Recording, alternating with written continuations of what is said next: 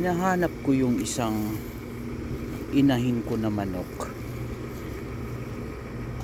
Hindi ko mahanap, pero nakita ko siya dito. Dito siya nanggaling lumipad nung nagpapatuka ako. Siguro nangingitlog to dito. Dito siya galing Ayan. Ayan nga, ito nga siya. Ayan guys Ayan, naglilimlim. Ayan siya naglilimlim.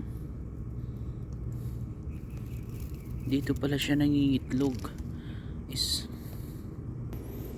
So, lagyan natin siya ng ng atip-atip para pag umulan hindi siya mababasa. Yan, lagyan natin siya ng ganito.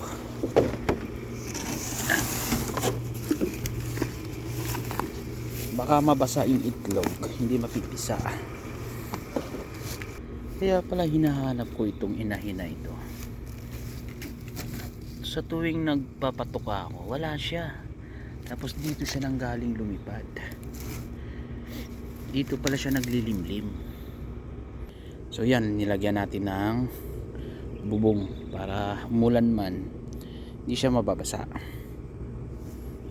Dagdagan pa natin. Sayang naman kasi mga inahin ko yan, 5 piraso. Native yan, native. So yan, hindi na siya mababasaan yan. Lagyan natin ng pampabigat para pag hinangin hindi siya lilipad.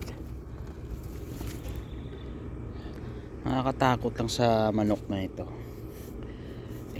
Dyan banda nahuli namin yung sawa. Siguro naman bago siya kainin ng sawa, makakapagpisa na siya bago siya mahanting ng sawa. Yan, safe na siya sa ulan. Tsaka nilagyan ko rin siya ng patuka. Ayan, patuka para pag umikot siya makita niya yung pagkain. Siyempre naglilimlim, walang pagkain yan, kawawa na yung manok. Yan yung isang inahin ko, Rhode Island yan ang lahi niyan. Ito yung aking tandang. Yan yung isa kong inahin na naglilimlim, Rhode Island Red din yan ang lahi niyan. Malapit na yang mapisa yung kanyang nililimliman. Yan, kakaitlog lang yung itim na yan. Kaya mga sunod na month, yan na naman yung mag-iitlog. Nahanap po yung isang inahin. May inaka yun napakailap lang ng mga sisiw na yun. Pero dyan lang yan sila.